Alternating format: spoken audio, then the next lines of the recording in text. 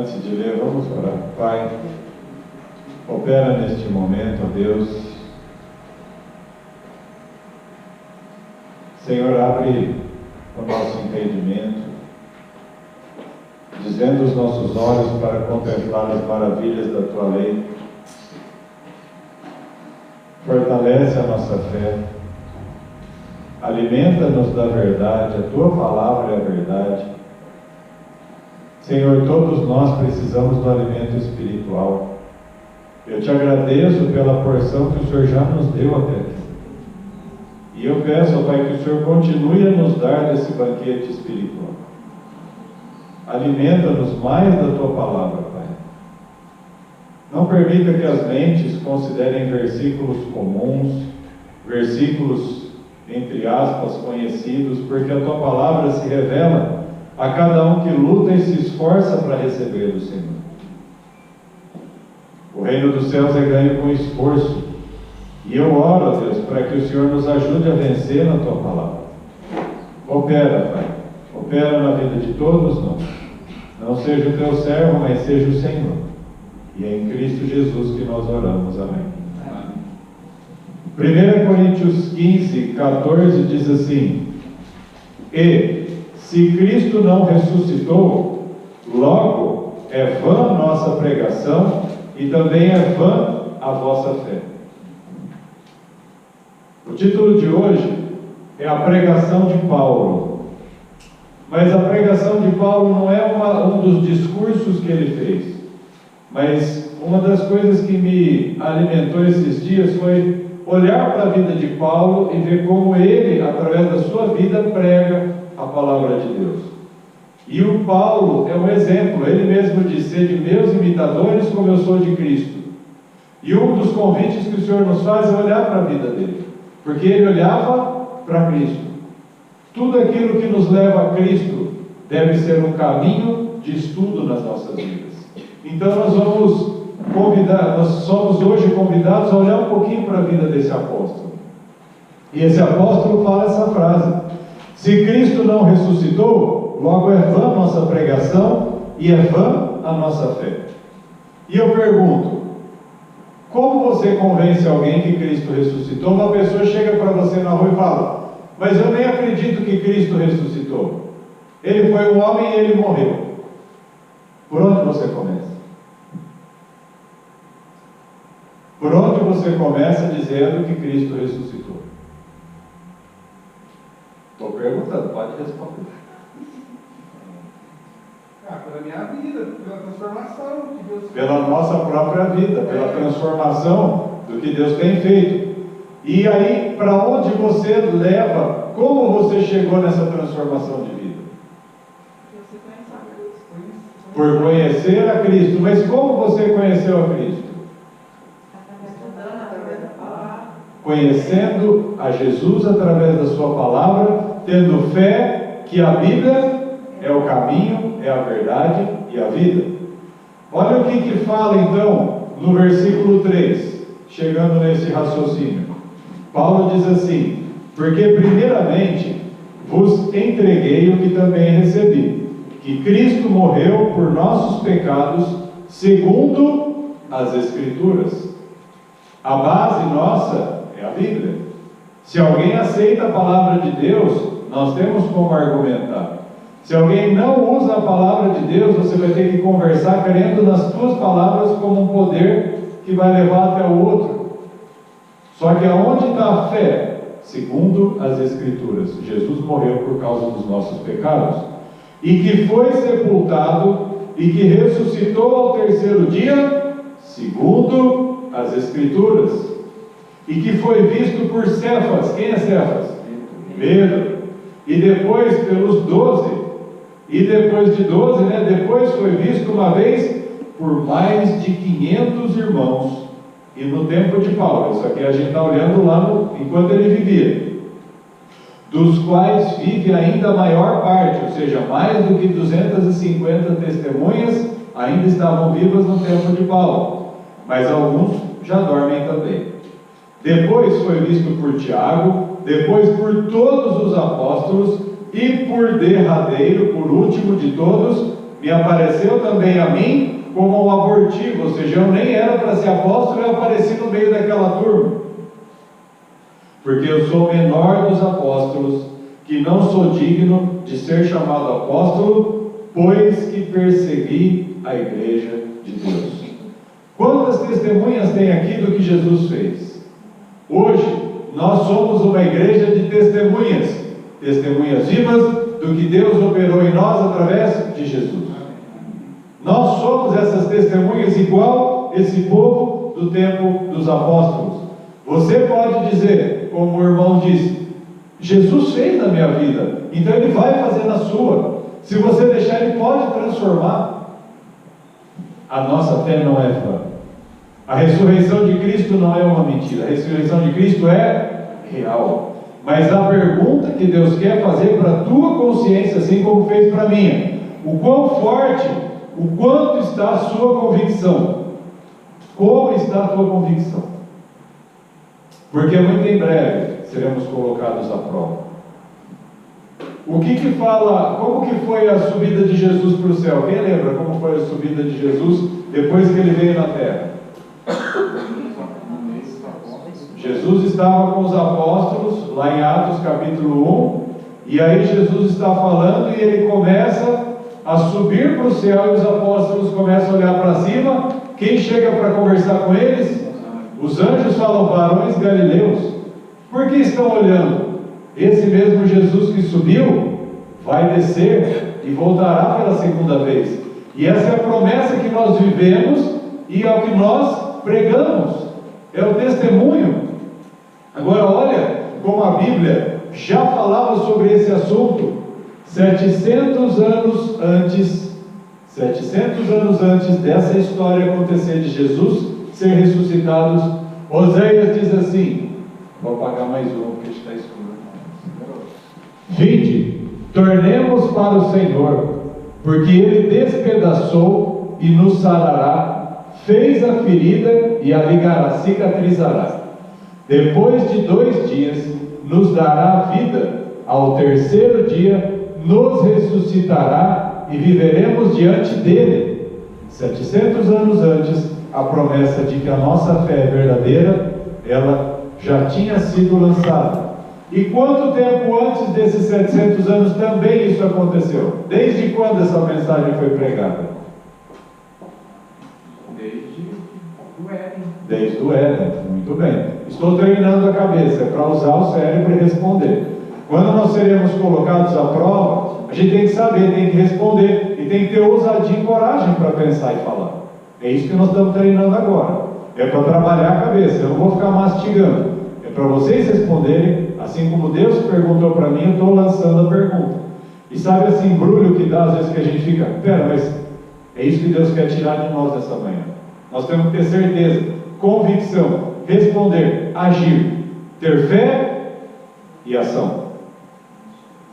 Conheçamos e prossigamos em conhecer o Senhor como a alva, ou seja, como a luz, será a sua saída, e Ele virá a nós como chuva serôdia que rega a terra. Assim como a chuva caiu nessa manhã, o Senhor derrama a chuva sobre aqueles que buscam, aqueles que conhecem e prosseguem em conhecer o Senhor. Abra tua Bíblia lá em Atos agora, capítulo 8. Vamos olhar um pouquinho para a vida de Paulo.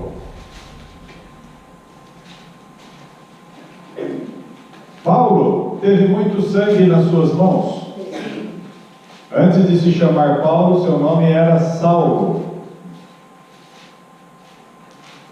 E Saulo, no capítulo 8, ele acabou de consentir com a morte de Estevão. Estevão tinha acabado de ser apedrejado, que é o capítulo 7. E aí, o versículo 1 de Atos 8 diz assim: e também Saulo consentiu na morte dele. Saulo estava aprovando o apedrejamento de Estevão. O apedrejamento de Estevão, qual o símbolo que é na história da linha do tempo da Bíblia? O que significa o apedrejamento de Estevão? 1260? É isso mesmo? Quando acabam 1260 anos? acaba com o apedrejamento de Estevão? 1798. 1798 termina os 1260 anos. Faz parte dos 1260 anos? Faz. Mas termina, tem um evento ali. Qual tempo acaba quando Estevão é apedrejado? 70 semanas. E as 70 semanas equivale a quantos anos? 490 anos. Então, os 490 anos de que profecia? A primeira parte dos 1260 anos, mas é a profecia das 70 semanas de Daniel. E o que representavam as 70 semanas de Daniel? Fechamento da porta da graça para os judeus. Então, o período dos 490 anos era o tempo de salvação que os judeus tinham para se arrepender. E eles se arrependeram? Não. E o Saulo aqui no caso, ele fazia parte dos judeus? Sim. E o Paulo fez o quê? Sangue nas suas mãos. Morte. Morte a todo aquele que falava sobre Jesus. E também Saulo consentiu na morte dele e fez-se naquele dia uma grande perseguição contra a igreja que estava em Jerusalém. E quando há perseguição sobre a igreja, o que acontece? Todos foram dispersos pelas terras da Judéia, da Samaria, exceto os apóstolos. A perseguição começa a fazer a igreja espalhar-se. Quando houver perseguição para a pequena igreja, vai haver um espalhamento. E esse espalhamento tem alguma função? Todo mundo vai para algum canto trabalhar. Fé e ação. E os varões piedosos foram enterrar Estevão e fizeram sobre ele grande pranto. E Saulo assolava a igreja. Assolar no grego é maltratar e destruir. Muito sangue nas mãos. E aí, entrando pelas casas, ou seja, ele tinha autoridade da igreja para invadir a propriedade dos outros. Ele tinha autoridade da igreja da época para desrespeitar os lares, desrespeitar pessoas, para pegar mulheres, olha só, arrastando homens e mulheres, os encerrava na prisão. Saulo não era uma pessoa boa. A vida dele foi muito ruim. Ele fez muita coisa má. É igual você ver como que os muçulmanos maltratam os cristãos. Não é uma coisa agressiva? É o que Saulo fazia com os cristãos. Era muito derramamento de sangue. E ele fez isso enquanto ele não foi parado. Ele fez isso. Se ninguém tivesse poder para segurar aquele homem, ele ia fazer isso a vida inteira dele. E a pergunta que eu faço é: quem você está perseguindo? Você persegue a igreja? Você está perseguindo pessoas que você não gosta, que você não tem afinidade? Como está a sua língua criticando e sendo áspero, picando as pessoas, matando, derramando sangue inocente? O que você está fazendo dentro da sua casa com seus filhos, com seu marido e com a sua esposa? Você tem sido Saulo que mata? Quem você tem sido? Sabe o que o Senhor falou para mim? Que se a gente olhar para nós, e essa igreja está numa fase de transformação porque ainda não chegou ao amor, todos nós ainda perseguimos. Todos nós somos críticos. Por que Paulo perseguiu? Porque ele não concordava, ele criticava, ele ia contra, e ele falou: eu não vou deixar essa obra continuar. E Saulo consentiu na morte dele. Quantas pessoas você quis impor a tua vontade e fazê-la valer de todo jeito, independente do que ia acontecer do outro lado? Nós somos como Saulo. Nós somos críticos e queremos impor a nossa vontade, o nosso orgulho. Nós queremos fazer valer a nossa palavra. Mas, lavado pela graça de Deus, olha o que acontece com Paulo no Atos 9, 17 e 18. Atos 9, 17 e 18. Saulo já estava a caminho de Damasco, Jesus confronta ele chega cego até aquela cidade, e aí no versículo 17, Ananias entrou na casa e impondo-lhe as mãos, disse: irmão Saulo. Ele tinha matado, ele tinha destruído, ele tinha prendido, ele tinha judiado, e Ananias vira e fala: irmão Saulo, o Senhor Jesus, que te apareceu no caminho por onde vinhas, me enviou para que tornes a ver e sejas cheio do Espírito Santo. E Ananias então fala: você vai ter a visão, você vai começar a enxergar o mundo real, como Cristo enxerga, e você será cheio do Espírito, porque a tua visão está ligada à presença do Espírito. Se o Espírito não está te alimentando dia após dia, se o Senhor Jesus não te alimenta através da sua palavra a cada dia, você ainda está cego com escamas nos olhos. Por isso a nossa comunhão é fraca quando não estudamos corretamente a palavra, porque falta o Espírito nos alimentar, e é o Espírito que nos faz ver.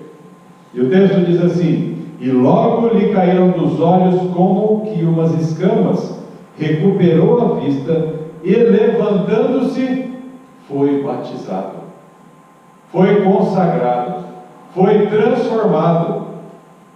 E enquanto eu via a misericórdia de Deus com a vida de Saulo, que teve uma vida transformada, tendo feito tudo esse derramamento de sangue, o Senhor me levou a entender que existia alguém que tinha que estar disponível para essa obra. Porque Paulo estava em Damasco, Damasco estava lá na Síria, em outro lugar, mas o Senhor tinha uma pecinha pronta ali. Olha no versículo 10 desse mesmo texto: e havia em Damasco, lá na Síria, um certo discípulo chamado Ananias, e esse homem tinha que ter comunhão com Deus, e ele tinha que ser disponível, ele tinha que obedecer ao Senhor, porque senão, na hora que Jesus chegasse e falasse: Ananias, vai, o Ananias ia falar: ah, não vou, você está louco. Mas o Senhor tinha um servo ali. Então, para que momento Ananias foi destacado na Bíblia? Para ser levado até Paulo para ser um instrumento. Não tenha pressa, mas se prepare para a hora que o Senhor te chamar, você estar pronto como Ananias. E havia então em Damasco um certo discípulo chamado Ananias, e disse-lhe o Senhor em visão: Ananias. E ele respondeu: eis-me aqui, Senhor. Assim como Samuel disse: fala, Senhor, porque o teu servo ouve. Isaías falou o quê? Usa-me, eu aceito. E disse-lhe o Senhor: levanta-te, vai à rua chamada direita, pergunta em casa de Judas por um homem de Tarso chamado Saulo, pois eis que ele está orando. E numa visão ele viu que entrava um homem chamado Ananias. Paulo estava orando e Deus já deu uma visão para ele, e punha sobre ele a mão para que tornasse a ver. E respondeu Ananias: Senhor, de muito ouvi acerca deste homem, quantos males, quanto derramamento de sangue tem feito aos teus santos em Jerusalém, e aqui tem poder dos principais dos sacerdotes para prender a todos os que invocam o teu nome. Disse-lhe, porém, o Senhor. Jesus fica tentando justificar para Ananias. A palavra é simples: vai. Sabe o que ele fala para nós hoje? Vai. Ah, eu tenho um versículo, mas eu não sei qual é. Passa o seu versículo. Prepara a tua palavra. Prepara a evangelização. O que Jesus está dizendo é: vai. Porque este é para mim um vaso escolhido para levar o meu nome diante dos gentios e dos reis e dos filhos de Israel, tanto para gentios como para os judeus, para todo lado. E eu lhe mostrarei quanto deve padecer pelo meu nome. Da mesma proporção que Paulo perseguiu, ele sentiu na pele o que era ser perseguido. E Cristo determinou que fosse assim e falou: você vai experimentar.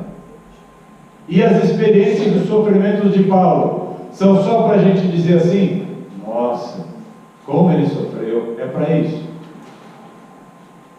Você acha que é para isso que tem o exemplo de Paulo sofrendo na Bíblia? A vida de Paulo, ela é um exemplo, porque muitos, se não todos, padecerão as mesmas aflições, porque ele sofreu assim como Cristo. Não a quantidade que Cristo, mas proporcionalmente ao que Paulo podia suportar. E eu e você temos sofrido perseguição e temos tido provas?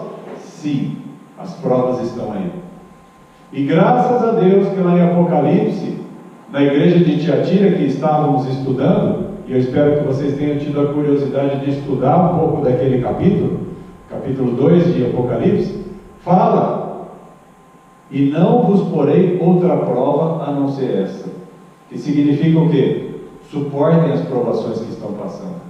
Paulo, aguenta o que você vai passar. Ananias, vai porque eu vou te usar. Igreja, é hora de se preparar para o que está por vir. E aí depois, eu queria trazer inclusive um contexto. Nós estudamos um pouco de Mateus 24, né? Quando a gente estudou Mateus 24, o que Jesus falava que a igreja ia passar?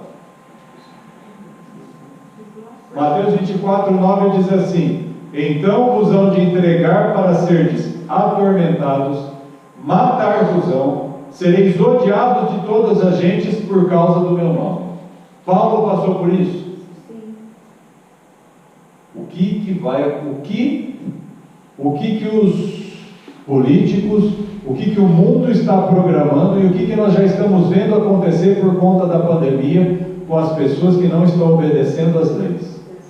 Perseguições. Independente de ser cristão ou não, de simplesmente falar quero ou não quero, obedeço ou não obedeço. Pessoas estão sendo maltratadas, presas, agredidas, todo tipo de violência já está acontecendo. Agora imagine quando isso virar uma lei oficial e todos forem contra a tua vida. E aí alguém fala para você: Jesus não ressuscitou. Será que tudo que você viveu até hoje é em vão? Será que tudo que você está vivendo hoje vai se desfazer? Mateus 18, 7 diz assim: ai do mundo por causa dos escândalos, porque é dever, é mister, vai acontecer que venham os escândalos, mas ai daquele homem por quem o escândalo vem. Vão acontecer ofensas contra nós. Como está a nossa força para vencer? Quando uma pessoa está treinando para um esporte ou para uma luta, ela passa por muitas dificuldades, porque ela tem que estar concentrada no que ela está fazendo. Se a pessoa perde a concentração, mesmo que ela tenha habilidade para uma coisa, ela não vence. Por exemplo, num jogo de basquete, se o cara sabe arremessar dos 3, ele joga a bola lá de longe, mas se a pessoa que está de frente para ele desconcentra, ele pode jogar no aro, a bola pode bater na tabela ou passar reto. Se a pessoa não estiver concentrada, ela sabe fazer algo, mas não estiver concentrada naquilo, ela vai se desviar. Uma das ferramentas que Satanás mais usa para distrair a nossa fé são as ofensas. Que quando você não está concentrado, você erra mesmo tendo conhecimento. E as ofensas estão sendo usadas para nos distrair. Ofensa também gera uma palavra chamada vingança. Quando nós estamos na carne e você é ofendido, alguém fala alguma coisa, você quer revidar. Quando a gente revida com palavras, nós estamos querendo fazer a vingança logo em seguida. Toda vez que a gente entra e bate boca numa discussão e fica ali batendo boca, eu não estou dizendo discutir para crescimento espiritual. Eu estou dizendo assim: alguém te ofendeu e você revida, e o outro fala e você revida, e fica uma briga. A vingança está acontecendo naquele exato momento. E quando há vingança, há destruição. Destrói-se um relacionamento, se destrói uma confiança. Aquilo que de bom você tinha conseguido até ali pode ser destruído. Júlio, é hora de se concentrar. Se você não parar de falar, eu vou ficar bravo com você. Tua mãe está pedindo, obedece. Manu, preste atenção. Vocês duas, o Geraldo falou assim: crianças, se esforcem. E a hora de se esforçar é prestar atenção, se concentrar. Se continuar falando, vai ter problemas. Silêncio, se concentre. A vingança gera destruição. Paulo tentou fazer o quê? Vingança contra a igreja de Cristo. Paulo tinha na cabeça, Saulo tinha na cabeça assim: eu vou destruir esse povo que está defendendo esse homem, que é mentira que ele ressuscitou, e Paulo tentou destruir. Mas quando é contra Deus, o que acontece? O que aconteceu com a igreja quando Saulo tentou destruir a igreja? A igreja cresceu, a igreja se levantou. E olha o que está escrito em Romanos 12. Romanos capítulo 12. Romanos 12, de 17 a 21.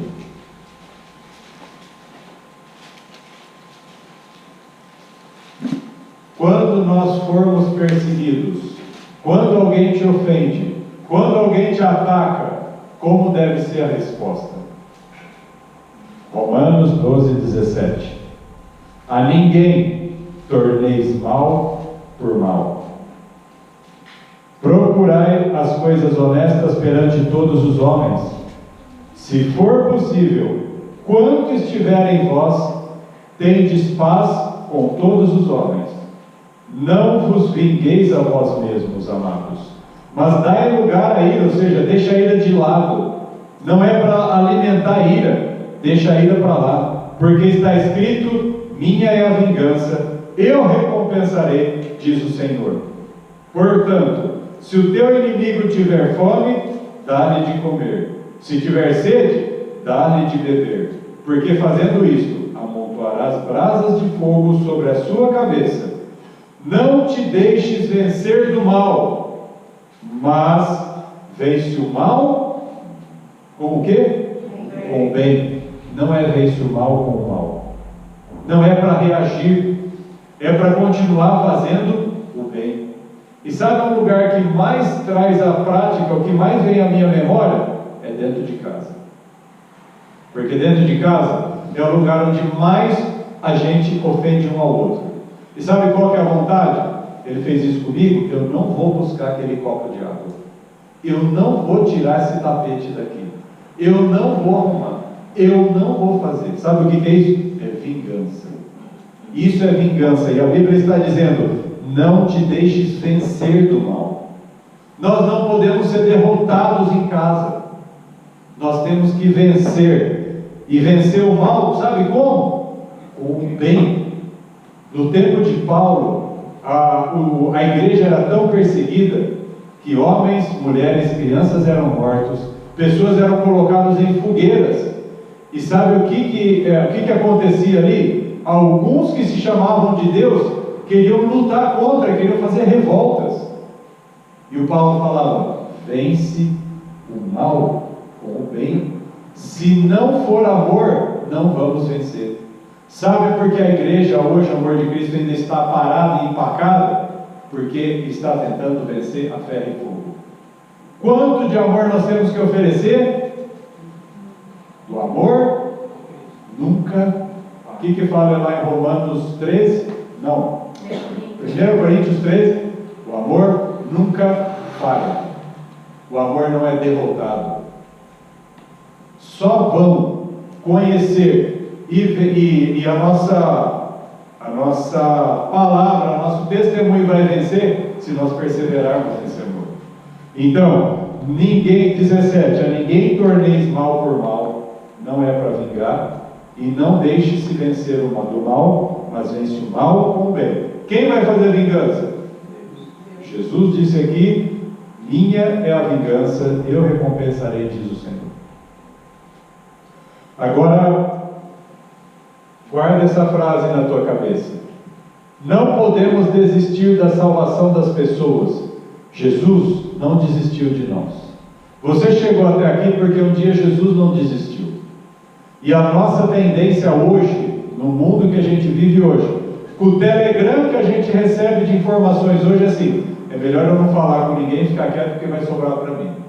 E o foco é, não é para se amedrontar e ficar oprimido por causa das notícias, mas é para sair evangelizar, é para pregar, é para levar a mensagem, uma mensagem que a igreja está morna e não está querendo fazer. E eu falo a partir de mim, porque essa mensagem veio para mim.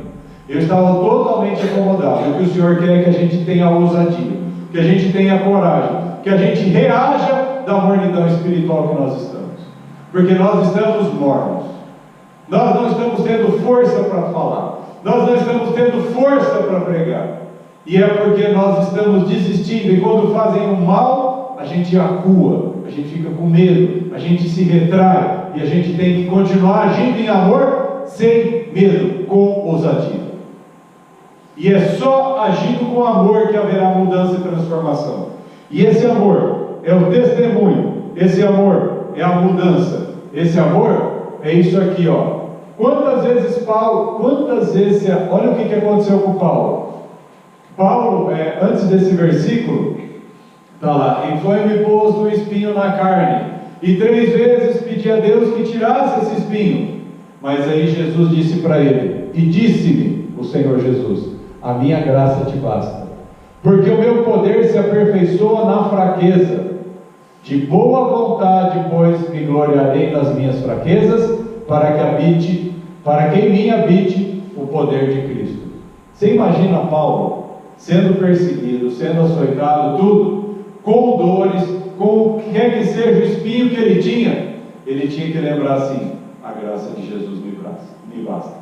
A graça de Jesus me basta. Por quê? Porque ele era um homem orgulhoso. No mesmo texto ele fala, para que eu não me ensoberbecesse. Como ele era orgulhoso, Deus teve que, segura ele lá embaixo. Essa igreja orgulhosa o que Deus tem que fazer? Segura esse povo pequenininho, para que não cresça, para que a glória de Deus se manifeste. Mas a gente não pode deixar de fazer. Nós não podemos parar. E o Paulo orava, a graça do Senhor me basta, a graça do Senhor.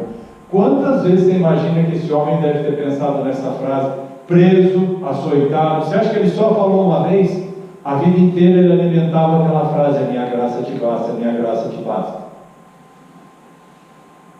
Outra oração de Paulo, está lá em 2 Timóteo 4,7. Porque já estou sendo oferecido por aspersão de sacrifício. Paulo sabia que em breve iria morrer. E o tempo da minha partida está próximo. Combati o bom combate, acabei a carreira, guardei a fé.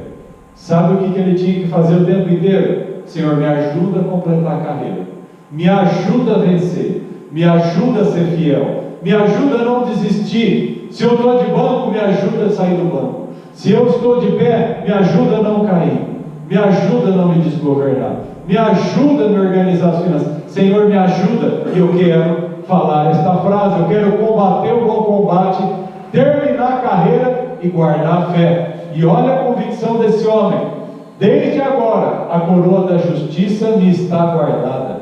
Você tem condição hoje de responder, a coroa da justiça está guardada para você? Paulo disse, eu sei que a coroa está guardada para mim.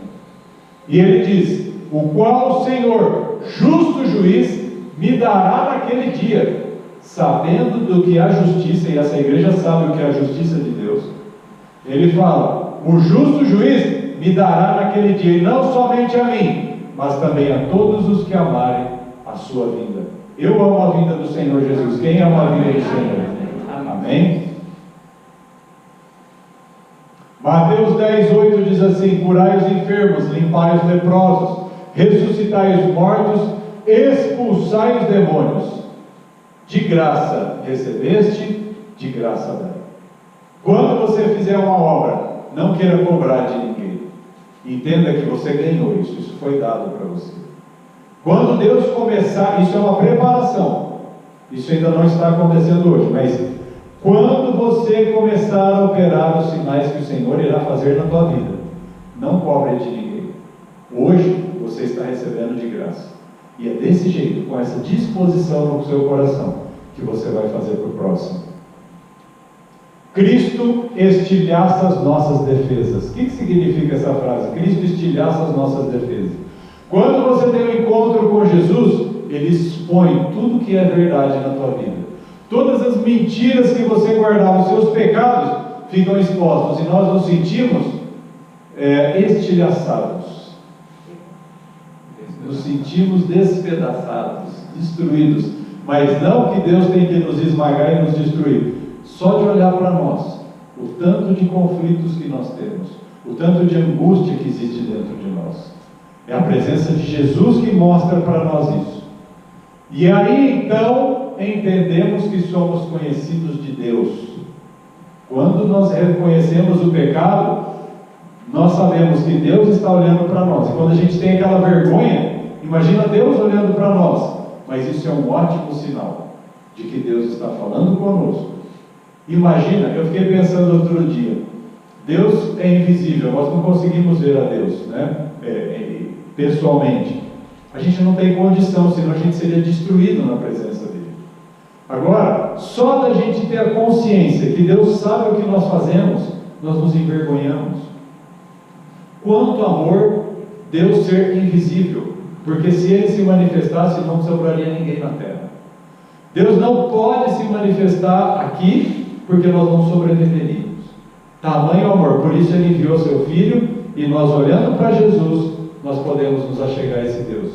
E a palavra fala que um dia, através do poder de Cristo nos transformando, nós veremos o nosso Deus no céu. É muito poderosa essa mensagem. Não existe mensagem mais poderosa que a cruz, que a salvação e que a vida eterna. E ela foi entregue a mim e a você. Aprove a Deus confiar a estes pequeninos. Leia lá em Romanos 14, nós estamos no 12, olha no 14, versículo 7. Porque nenhum de nós vive para si e nenhum morre para si. A sua vida não é sua, a minha vida não é minha. Mas mesmo cristãos, ainda achamos que a nossa vida é nossa. Por isso é que nós pecamos. Porque nós ainda achamos que a nossa vida é nossa. Porque se vivemos, para o Senhor vivemos. Se morremos, para o Senhor morremos. De sorte que, ou vivamos, ou morramos, somos do Senhor. O que o Senhor está pedindo nessa manhã? Entregue a sua vida. Entregue a Deus. Porque ela não é mais sua, você está lutando. Você ainda cai em pecado, eu ainda caio em pecado, porque você ainda acha que a nossa vida é nossa, que nós temos o direito. Sabe aquela frase? Mas eu tenho o direito de fazer isso. Não. Quer vivamos ou morramos, somos do Senhor. A nossa vida não é mais nossa. A partir desse momento, o que Deus está gerando é consciência que a nossa vida tem que ser totalmente entregue no altar. 2 Timóteo 2 Timóteo 1, versículo 12 diz assim: por cuja causa padeço também isto, mas não me envergonho, porque eu sei em quem tenho crido, e estou certo de que é poderoso para guardar o meu depósito até aquele dia. Paulo teve a resposta daquela primeira indagação assim: será que Cristo mesmo ressuscitou? Será que a minha pregação é verdadeira? Paulo disse: eu sei em quem tenho crido, não me envergonho, e eu estou certo. Estou certo significa eu tenho certeza dentro de mim. É essa convicção que você tem que sair daqui. Eu estou certo de Jesus, eu estou certo da salvação, eu estou certo do lavar dos meus pecados, e eu estou certo do caminho que eu estou trilhando, e eu terei certeza das mensagens que o Senhor me dará, e eu vou ter ousadia de passá-las para frente. Porque muitos não levam a mensagem para frente por inibição, por medo e por vergonha. E o Paulo disse: não me envergonhe. Então não se envergonhe do que Deus te deu. Não se envergonhe da mensagem que Deus colocou no teu coração. Não se envergonhe da convicção que você recebe cada dia em Cristo Jesus. Porque essa convicção é que levará o Evangelho ao mundo. Não se envergonhe. Lute, reaja, viva a vida que nós temos. Abra deixa eu ver se está aqui. Agora, abra a Bíblia lá em Romanos 5. Nós estamos no 14, volta no 5. Romanos 5, versículos 6 a 8.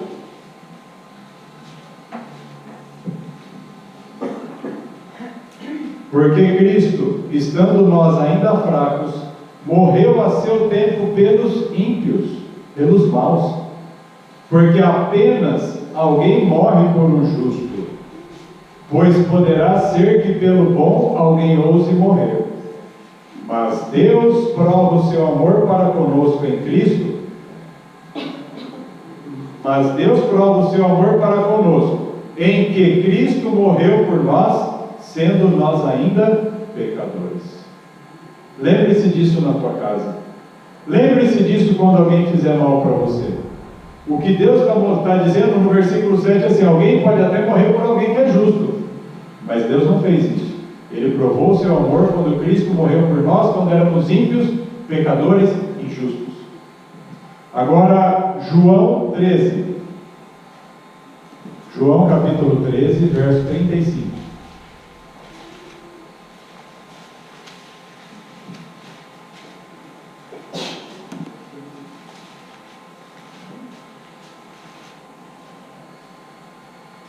Nisto, todos conhecerão que sois meus discípulos. Como? Se nós soubermos falar bonito, se nós estivermos com a melhor roupa, se a gente tiver bastante dinheiro, se a nossa evangelização for gigante, como que as pessoas vão conhecer? Jesus mesmo disse: nisto todos conhecerão que sois meus discípulos, se vos amardes uns aos outros. E o amor é esse, que não é vencido pelo mal, que vence o mal com o bem, que não age com vingança, mas que vai vencer no amor, mesmo sendo perseguido, como Paulo foi perseguido, como os apóstolos foram perseguidos. Paulo perdeu sua cabeça, ele foi decapitado, ele perdeu a vida, ele morreu, mas ele venceu. Cristo morreu, Cristo venceu? Ele venceu a morte. Ele venceu o último inimigo a ser derrotado, que é a morte. Satanás quis matar a todos e destruir a todos para que ninguém chegasse a Deus, desde o Éden. Mas Cristo venceu a morte. Aí ele pode dizer: onde está o teu aguilhão? Onde está a ferida? Onde está aquilo que cutuca a Deus? Foi derrotado. Que diremos, pois, estas coisas? Se Deus é por nós, quem será contra nós? E eu queria que você e eu encerrássemos guardando o exemplo de agir, vencer o mal com o bem, como o próprio Deus faz. Mateus 5, 39. Mateus 5, 39.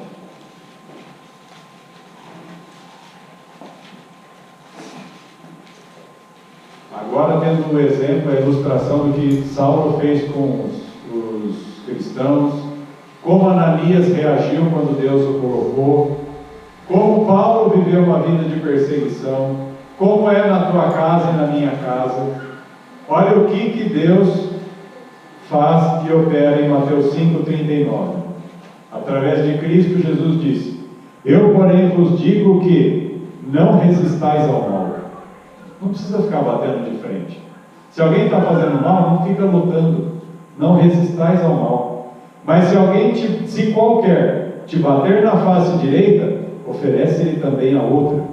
Ou seja, você vai estar pronto, não com cara de tonto, mas firme no Senhor, sabendo que você não vai desistir da sua convicção. Esse dar a outra face não é assim, não é isso.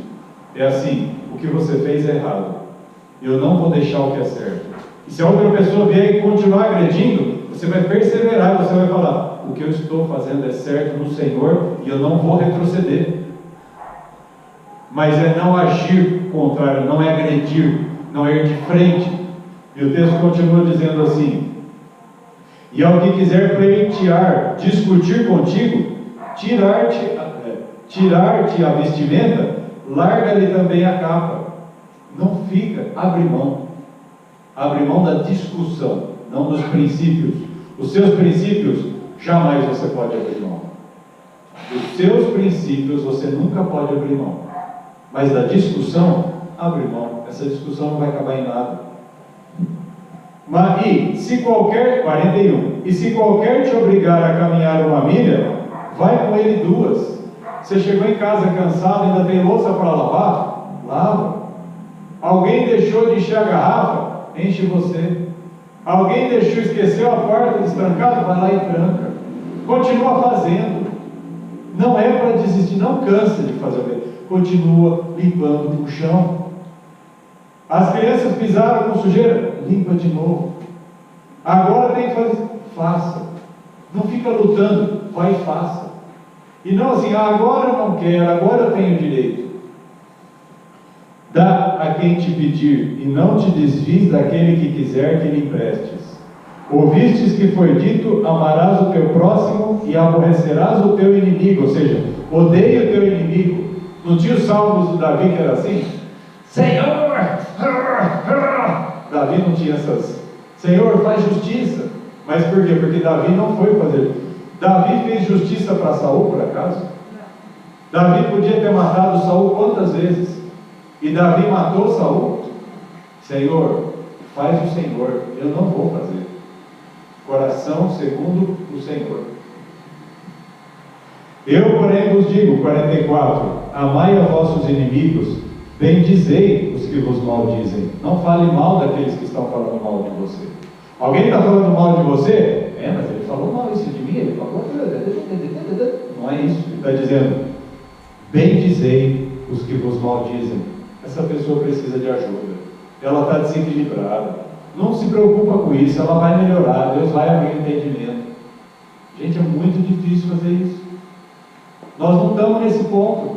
Por isso que a igreja não venceu. Porque nós estamos na crítica. Nós ainda estamos no Saulo perseguindo a igreja. O texto continua dizendo, fazei bem aos que vos odeiam e orai pelos que vos maltratam e vos perseguem, para que sejais filhos do vosso Pai que está no céu.